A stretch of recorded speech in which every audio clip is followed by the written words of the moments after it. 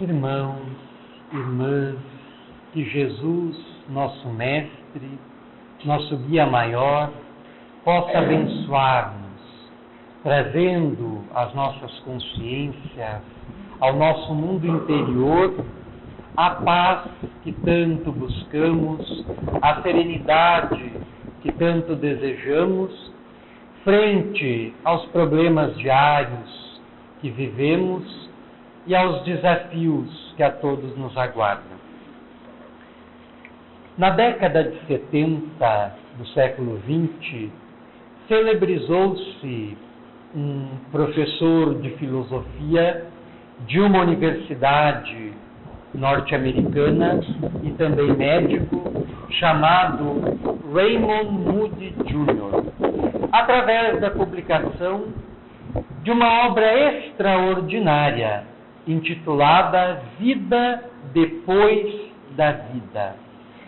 Esta obra trazia um estudo, encabeçado por ele, sobre uma temática bastante nova para a época, em função de nenhum outro autor, especialista, estudioso, ter se ocupado com a mesma. Tratava-se da temática das experiências de quase morte, conhecidas hoje com a sigla de EQM. E nesta obra, Vida Depois da Vida, Raymond Moody Jr.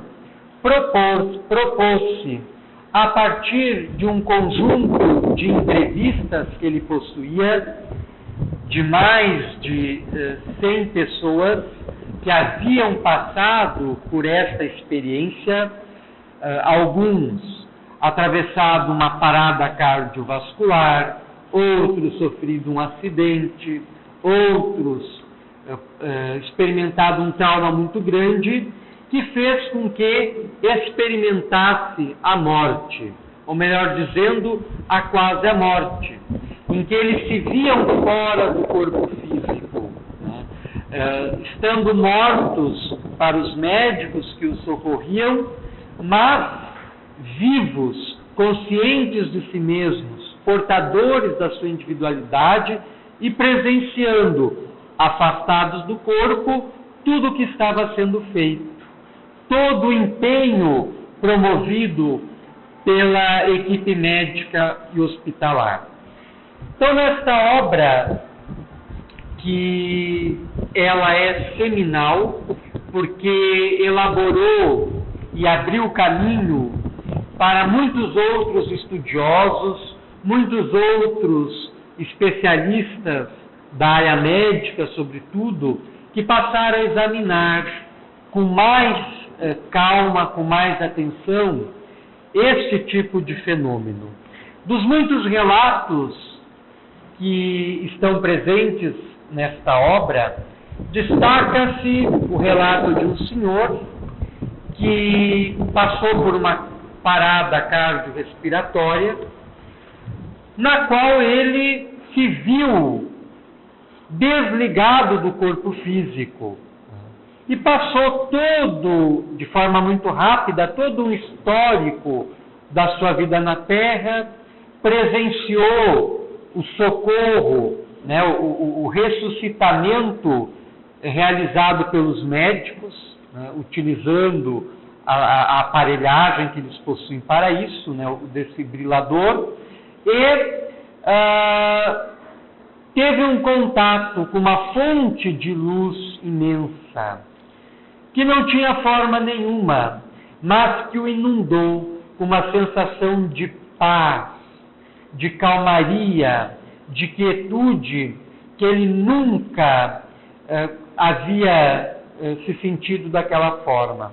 E quando os médicos conseguem ressuscitá-lo, conseguem trazê-lo de volta ao corpo, lembrando que quando isso ocorre, nós que temos o entendimento espírita do fenômeno da questão, quando há a ocorrência da EQM, da experiência de quase morte, o espírito não está completamente desligado do corpo físico, Por isso que é possível o seu retorno ao corpo pelos processos médicos. Então, quando aquele senhor voltou ao corpo, através do socorro médico recebido, ele guardou a lembrança, a consciência de tudo que ele vivenciou nos seus momentos de desprendimento do corpo físico, nos momentos que o seu espírito estava desligado do corpo físico. E narrou as experiências à equipe médica que o socorreu, especificando detalhes que ele não poderia ter conhecimento, porque para os médicos ele estava morto, né? Não havia parada, não havia batimentos cardíacos, não havia sinais cerebrais, o que para a ciência tradicional, né, seria impossível ele registrar conscientemente qualquer episódio, qualquer detalhe, qualquer coisa que acontecesse nesse estado. Porque para a ciência o conhecimento tem que entrar no ser pelos sentidos, né? Ou pela visão, ou pela audição, ou pelo paladar, ou pelo tato. Nós conhecemos, nós nos comunicamos com o mundo exterior, nós assimilamos as informações do mundo exterior através dos sentidos que nós possuímos. Então a pessoa nesse estado de quase morte, onde não há sinais cerebrais, onde não há batimentos cardíacos, mesmo que sejam por instantes, segundos ou minutos, a pessoa nessas condições, pelos critérios da ciência, não poderia registrar nenhuma lembrança consciente do que aconteceu.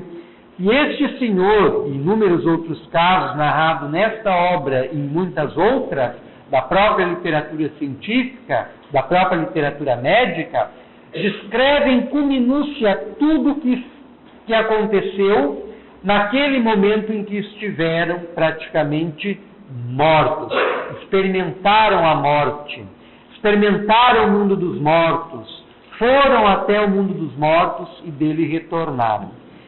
E as narrativas são impressionantes. A desse senhor, ele narra, inclusive para a equipe médica, com minúcia, todo o colóquio, todo o diálogo que se estabeleceu entre a equipe médica que estava lhe atendendo, estava lhe socorrendo, como outras coisas que aconteceram para ele nesse estado, como esse contato com essa fonte de luz.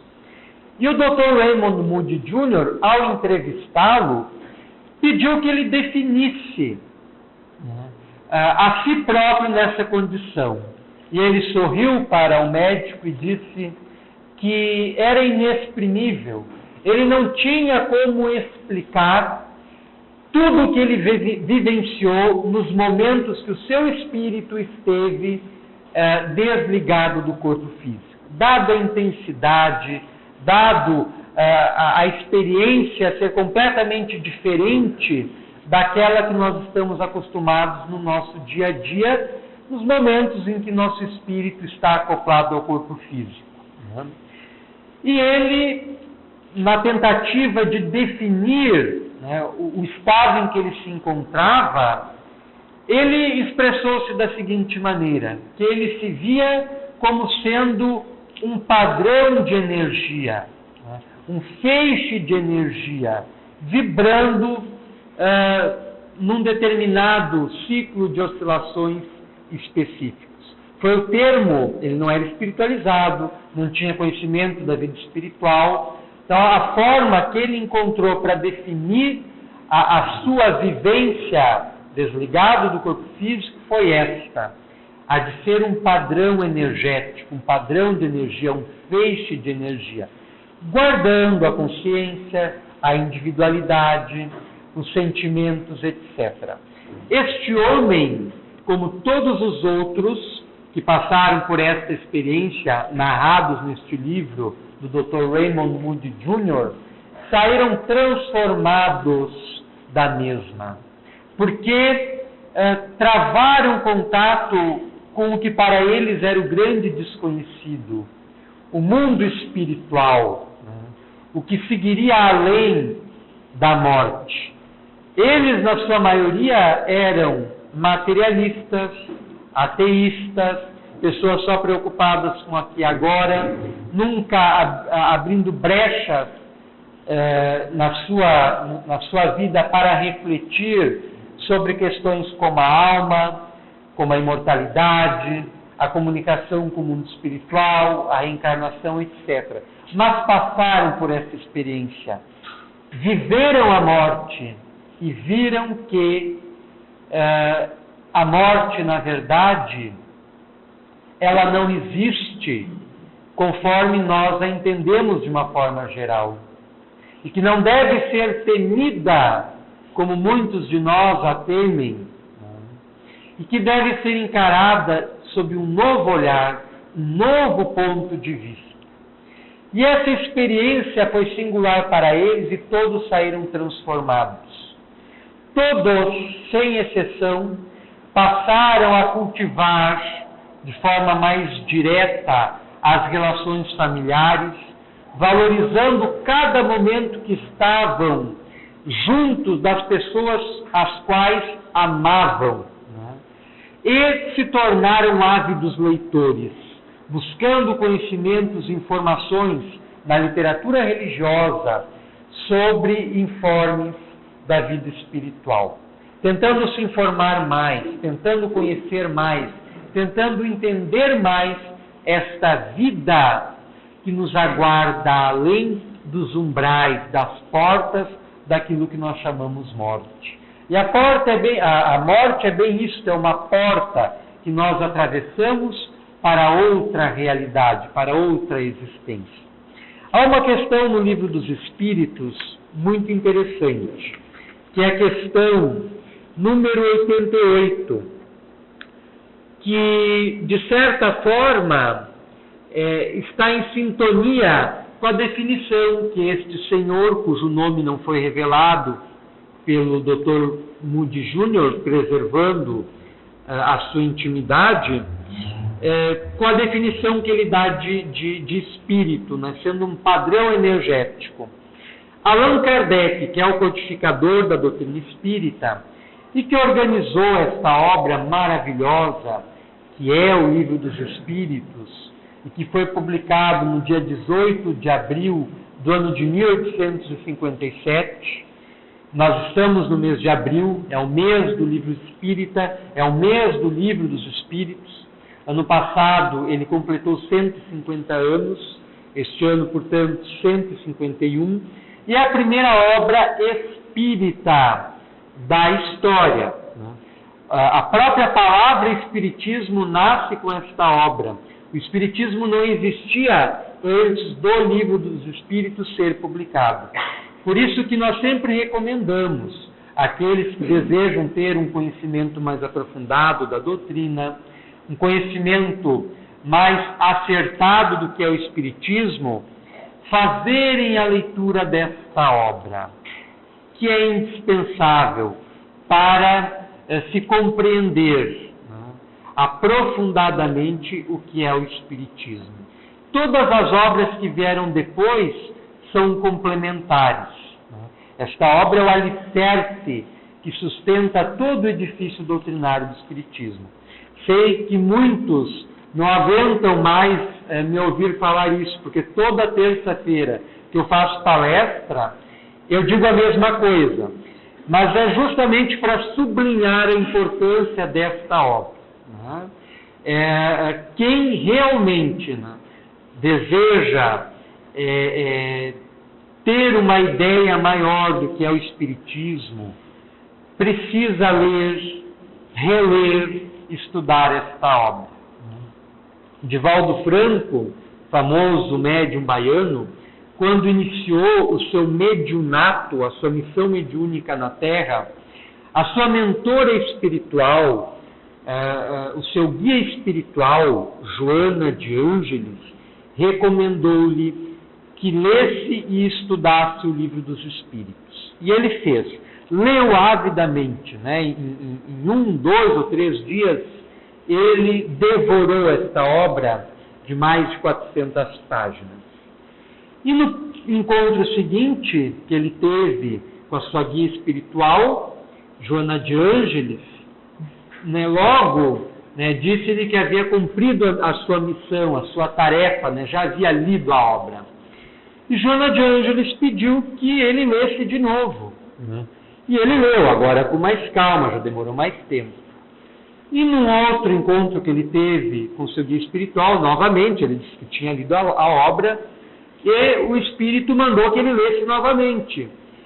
E ele, já meio constrangido, voltou a ler agora com mais devagar, com mais atenção, com mais morosidade, sublinhando algumas coisas, anotando alguns detalhes que chamaram a sua atenção. E ele disse novamente, né, ao se encontrar com Joana de Ângeles, né, pelo processo de comunicação mediúnica, que já havia lido a obra. Joana de Ângeles disse o seguinte para ele: agora estude-a. E Divaldo Franco passou 2 anos do seu mediunato estudando o Livro dos Espíritos.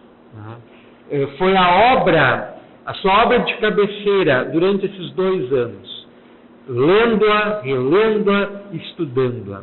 E nós temos em Divaldo, hoje, um modelo, um parâmetro dentro do movimento espírita, como alguém que conhece a doutrina aprofundadamente. As coisas que ele fala em suas palestras, quem não teve a oportunidade de assistir,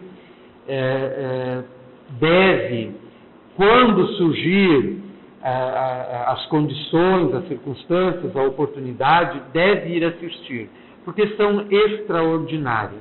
Né? E são palestras inspiradas. Né? Os espíritos estão em torno dele, inspirando a sua fala. Né? Ele fala 1h30 corrida, sem consultar nenhum livro. Ele fala um dia inteiro corrido, sem consultar nenhum livro. Ele fala 2 dias corridos, uma semana inteira corrido, sem consultar nenhum livro. Ele afora o conhecimento que ele tem, porque ele tem uma bagagem que ele adquiriu através dos seus esforços, lendo, estudando, se informando. Ele nas suas palestras, inspirado por mentores muito elevados, que já provaram a sua elevação pelas lições que tem trazido através da sua mediunidade. Mas ele jamais deixou, ao longo da sua vida inteira dedicada ao Espiritismo, jamais deixou de ler, estudar o Livro dos Espíritos. Né?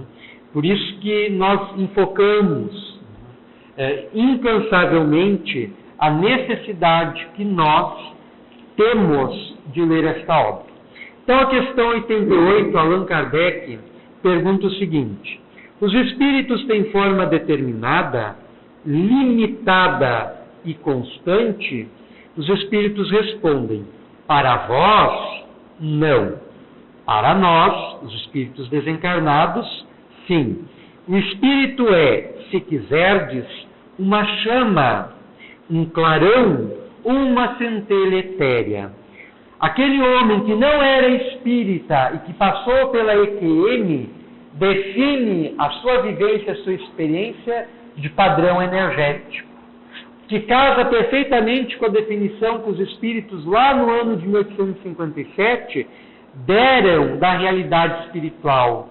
O espírito, algo difícil de definir, pode ser entendido como uma chama, um clarão, uma centelha etérea.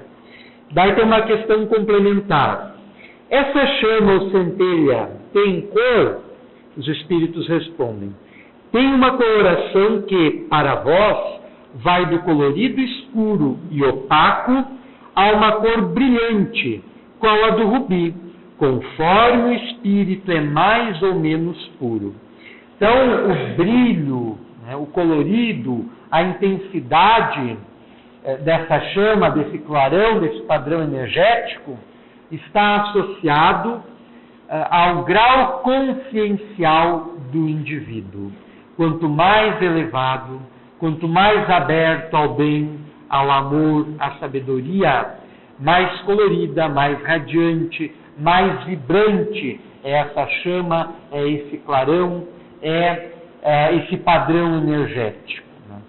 Todos os místicos, todos os santos, todos os médiuns apresentam descrições primorosas dos seus contatos com a espiritualidade superior, onde eles identificam essa presença de uma radiação fantástica, fenomenal, indefinível pelas cores, pelas intensidades dos brilhos, etc.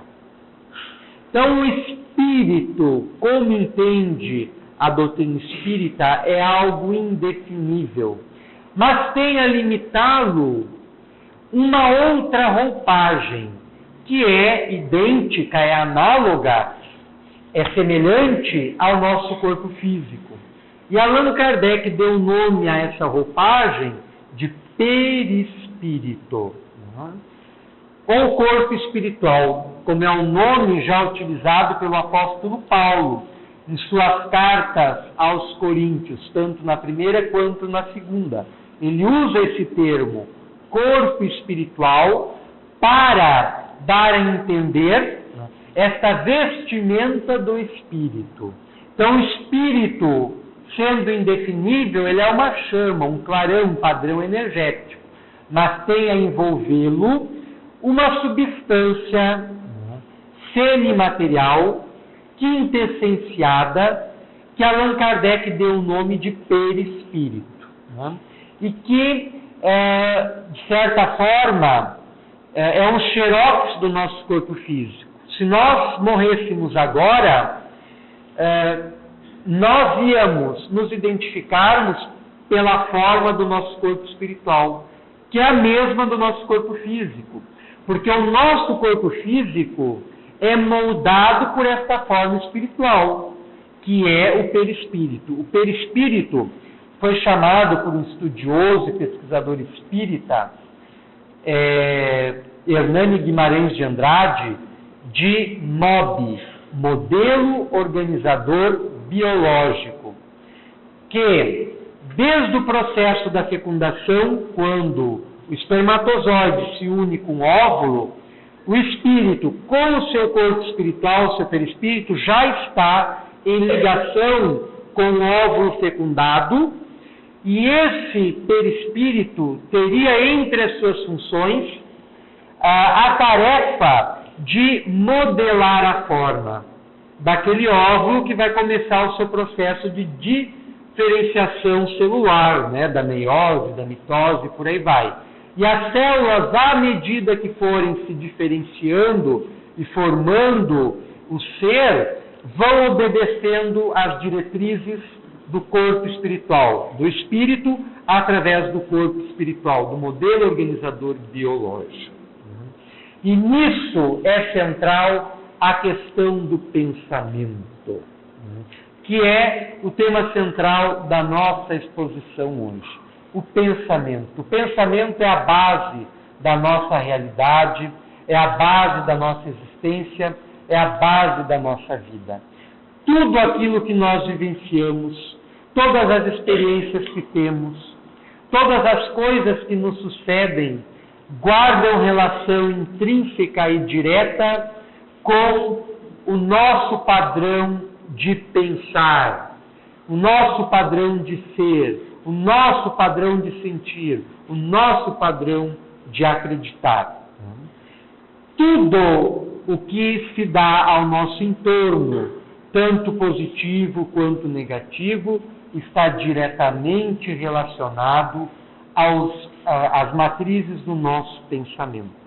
Está muito em voga, no momento, o livro e documentário homônimo de uma escritora chamada Rhonda Barnes, não me falha a memória, intitulado O Segredo, que diz basicamente isso, que toda a nossa realidade é moldada pelo nosso pensamento, pelas formas de pensamento que a nossa mente produz continuamente. André Luiz, na obra Evolução em Dois Mundos, faz uma distinção entre os seres humanos e os demais animais. Os animais, eles são dotados de pensamento que não é contínuo, é um pensamento fragmentado. O ser humano, que é um ser já individualizado, é dotado do que ele chamou de pensamento contínuo. E nós pensamos continuamente, sem parar. Nós não conseguimos passar um instante sem pensar. A própria meditação, que muitos orientais entendem como sendo o silêncio da mente e a ausência de pensamento, na verdade não é. É uma forma de pensamento. É uma forma de vibração na qual oscila a nossa mente, na qual oscila os pensamentos que nós emitimos. E esses pensamentos que têm a sua origem em nosso ser espiritual, em nosso espírito, eles se expandem em nosso entorno, formando um campo de energia, que é conhecido desde a antiguidade com várias designações. Entre elas, a mais tradicional é aura. A designação mais tradicional, mais conhecida é aura. Esse campo de forças que existe em nosso entorno, em nosso derredor, e que é originário do tipo de pensamento que nós emitimos. E esses pensamentos se refletem, se estampam diretamente nesse campo energético. Porque o que são pensamentos? Nós não temos como definir um pensamento. Nós pensamos muitas vezes atrelados à nossa linguagem, à nossa fala, às nossas expressões idiomáticas. Só que nós não pensamos através da nossa linguagem. A nossa mente não funciona através dela. A nossa mente funciona por imagens, por símbolos, por emoções, por sentimentos, por vibrações. Então, os nossos pensamentos, eles estão produzindo imagens continuamente que nós lançamos para fora de nós e que se refletem nesse campo energético e viajam na direção do infinito. Tanto que, se existe alguém numa galáxia distante, com condições necessárias para receber o nosso pensamento, ela vai identificá-lo e poderá entrar em contato conosco, sem nenhum prejuízo da distância espacial que exista entre esses dois pontos. Então é muito importante nós nos voltarmos para dentro de nós e cultivarmos os nossos pensamentos, porque eles são tudo em nossa vida. Eles criam a nossa realidade a todo tempo. Todas as nossas vivências estão sendo criadas pelos pensamentos que nós produzimos. Então, se nós temos um pensamento negativo, pessimista, ou pensamos o mal, e o que é pior, desejamos o mal, tudo isso está se estampando em nosso campo eletromagnético, em nosso campo espiritual, em nossa aura. E os espíritos que nos cercam, que estão desencarnados, nos identificam pelo tipo de energia, pelo tipo de pensamento que nós emitimos. E se nós estamos produzindo pensamentos negativos, autodestrutivos, depressivos, pensamentos de maldade, etc., os espíritos que nos cercam, nós estamos cercados por eles, e são números, representam um número infindável, embora conscientemente nós não registremos nem identifiquemos, não possuindo a faculdade mediúnica que permite a identificação dessas entidades, eles nos identificam pelos nossos pensamentos. E que tipo de espíritos aproximar-se-ão de nós, se nós estamos emitindo pensamentos dessa natureza, né? De negatividade, de pessimismo, de autodestruição, de depressão, né? Que tipo de espírito será que nós estaremos atraindo ao nosso entorno, ao nosso convívio? Aí nascem os processos complicados da obsessão. A gênese da obsessão, o começo de qualquer processo obsessivo, encontra-se no pensamento. Porque o espírito obsessor, que nós vemos como responsável pelo problema da obsessão e não é, porque a obsessão sempre implica um plugue e uma tomada. E a obsessão é a união desse plugue e dessa tomada. Então, no processo obsessivo, tanto quem nós consideramos a vítima nem sempre é a vítima, né? Nem sempre é o obsediado. Muitas vezes o obsediado também está obsedando o espírito que está interferindo negativamente na sua vida. Então nós precisamos localizar nas fontes do nosso pensamento o nascimento, inclusive, dos processos obsessivos, em que uma determinada entidade que se afinou comigo porque eu estou com um pensamento negativo, pessimista, que não vai dar certo, na minha vida dá tudo errado, está tudo contra mim, o mundo inteiro está conspirando contra mim, eu vou atrair um espírito, então, que vai se afinar com esse tipo de pensamento que eu estou emitindo. E ele vai se introduzir, paulatinamente, aos poucos, no meu campo existencial, no meu campo energético, na minha aura, e vai associar-se ao meu ser, né? Ao meu corpo espiritual, vai passar a drenar as minhas energias, vai alimentar ainda mais aquele tipo de pensamento que eu estou produzindo, de que nada dá certo, que eu não vou conseguir superar as dificuldades, que eu não vou vencer os desafios, etc. E aquele processo, se não cortado, não bloqueado, logo quando ele se instaura, ele pode evoluir para um processo bastante complicado, cujo tratamento é de difícil solução, né? São necessários, às vezes, meses, quando não anos de trabalho desobsessivo para se libertar, né, um indivíduo do espírito que o está obsedando. Mas o detalhe importante, já que o tema não é obsessão, né, o detalhe importante é que a obsessão começou através do processo do pensamento.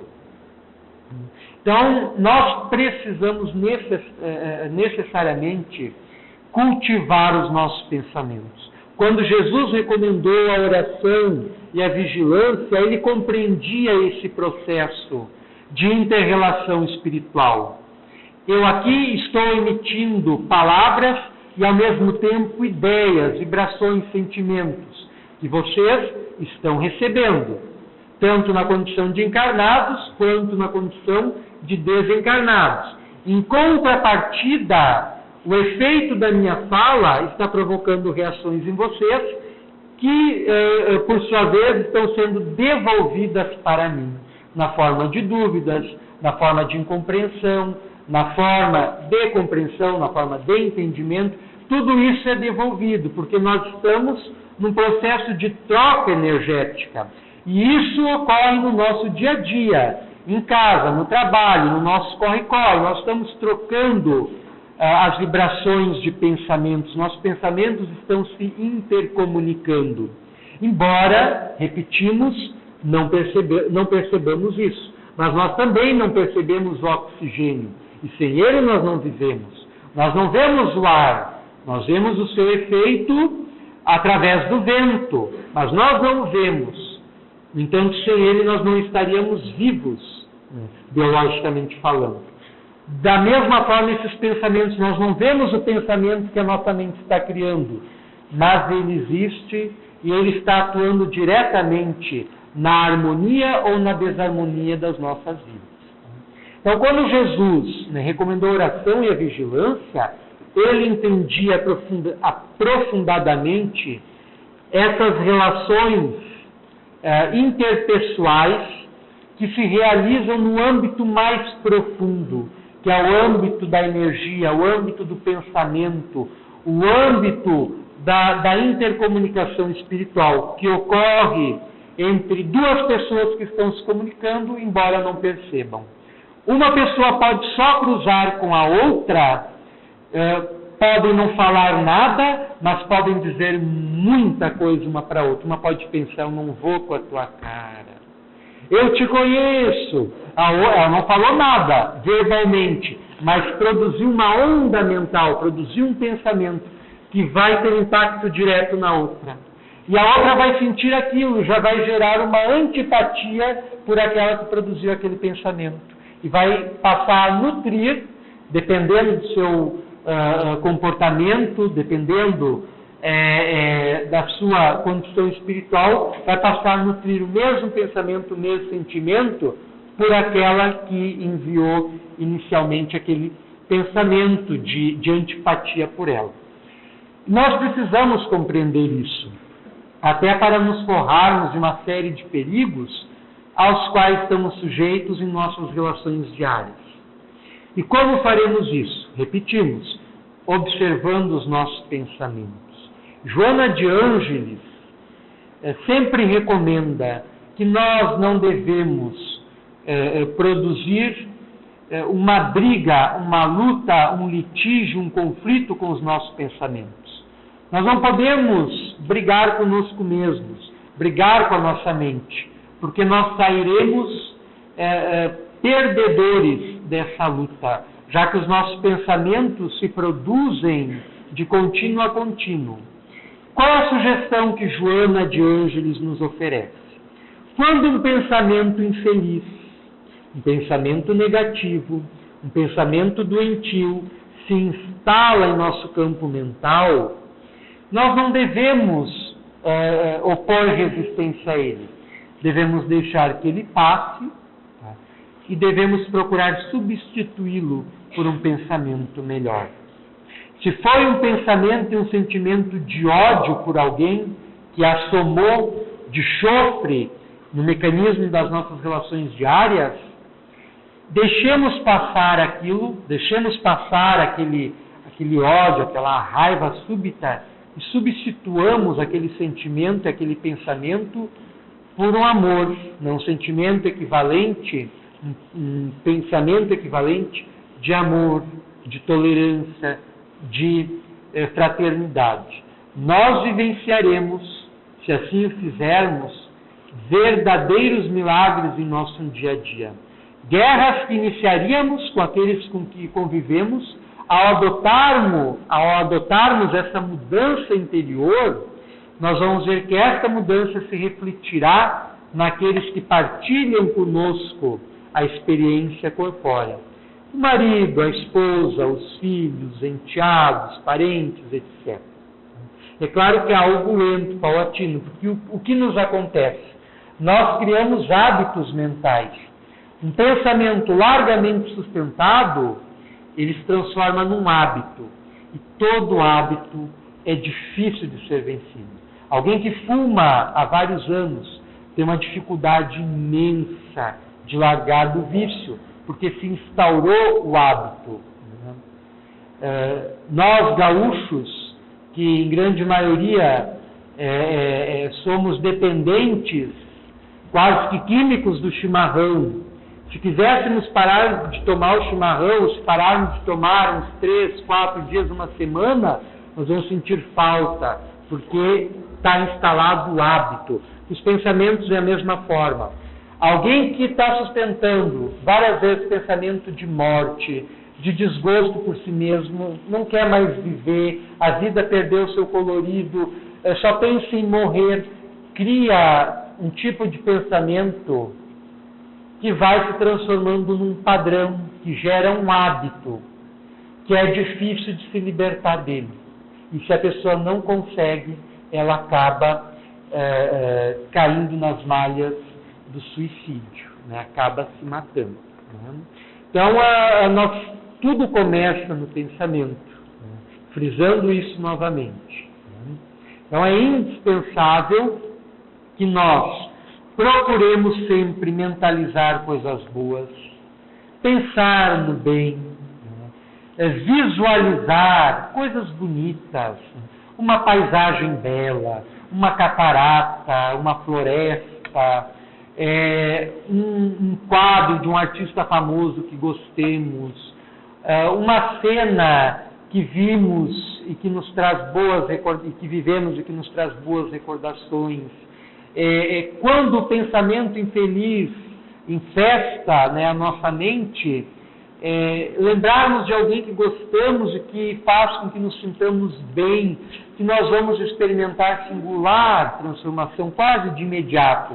E são maneiras, são ferramentas, são alternativas que nós temos para escapar dos pensamentos doentios que podem se transformar em palavras ásperas, ácidas, e em comportamentos, atitudes de consequências nefastas para nós. Todo comportamento, toda atitude, toda ação, toda palavra, escrita ou falada, guarda a sua gênese no pensamento. Pensamento, repetimos, é a matriz de tudo.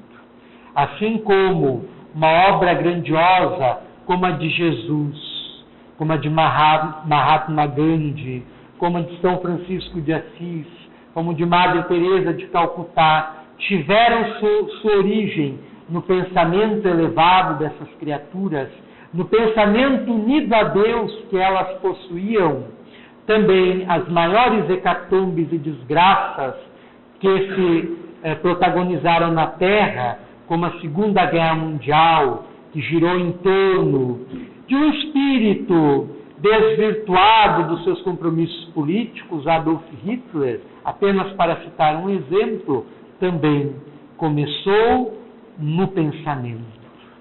Então, observemos que do pensamento promana tudo.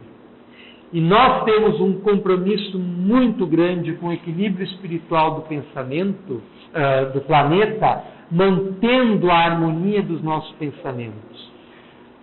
Fazendo uma higienização mental, assim como a gente faz limpeza em nossos lares, em nossas casas, em nosso corpo, mantendo-nos asseados, limpos, cheirosos, bonitos, o mesmo nós temos que fazer com a nossa casa mental, o mesmo nós temos que fazer com o nosso pensamento. Porque os nossos pensamentos têm um impacto muito grande sobre a coletividade dos pensamentos que envolve a Terra. André Luiz, quando ele publicou a sua primeira obra através do médium Chico Xavier, no ano de 1943, foi publicada em 44, Nosso Lar, ele descreveu a região contígua, que está próxima, imediatamente próxima à Terra, de umbral. E há uma região onde se encontram inúmeros espíritos que se encontram na ignorância, nas sombras, perdidos dentro de si mesmos. E essa região está diretamente ligada às mentes humanas. Então nós contribuímos para que essa região seja assim também. Quando emitimos um pensamento de ódio, de maldade, de raiva, de ira, de negatividade, nós estamos contribuindo. E há entidades que se alimentam dessas formas de pensamentos negativas que nós estamos gerando. Então nós temos uma responsabilidade muito grande e nós nem imaginamos ainda, nós nem dimensionamos ainda a responsabilidade que nós temos na observação dos nossos processos mentais, que, repetimos ainda mais uma vez, são a origem de tudo em nossa vida, da nossa felicidade e da nossa infelicidade, da nossa saúde e da nossa doença, das coisas boas que nos acontecem, das coisas ruins. Tudo é atraído e produzido pelos nossos pensamentos. Há um filme muito interessante, certamente muitos aqui devem ter assistido, que intitula-se, se não estamos equivocados, Amor Além da Vida. É protagonizado por Robin Williams. Esse filme é muito interessante. Sugerimos a todos que tenham apreço pela sétima arte, pelo cinema, gostem de de assistir um bom filme. Este filme, ele é espetacular, porque ele aborda o despertar da vida, após a morte.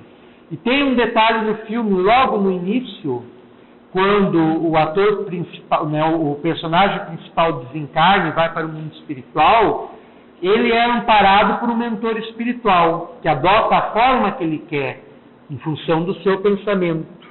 E eles começam com o pensamento a criar as realidades que estão no seu entorno.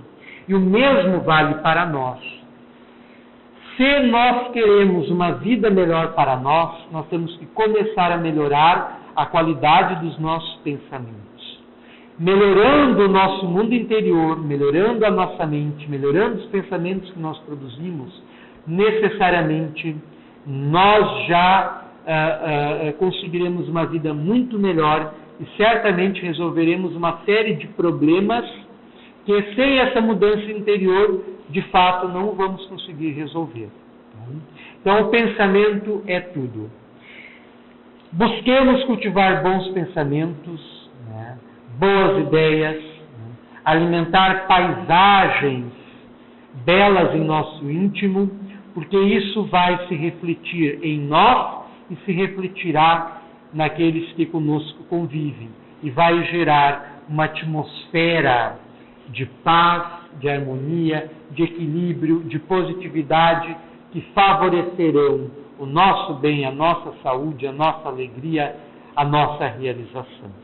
Nós agradecemos a generosa atenção de todos e rogamos a Jesus, o nosso guia maior, o nosso mestre maior, que nos abençoe a cada um de nós. E que Ele tenha acesso às regiões interiores, sobretudo aquelas que nós ignoramos em nossa intimidade, a fim de que possa auxiliar-nos no processo de renovação interior e despertamento para as realidades soberanas da vida, nos aproximando e nos unindo cada vez mais a Ele e a Deus. Agradecemos mais uma vez a todos e pedimos a Jesus e a Deus que nos abençoe. Sem mais delongas, passamos a palavra para a nossa irmã Eva, que vai coordenar a segunda parte dos nossos trabalhos, nas quais nós vamos exercitar a irradiação dos nossos pensamentos, começando por mudá-los, por melhorá-los, desde já.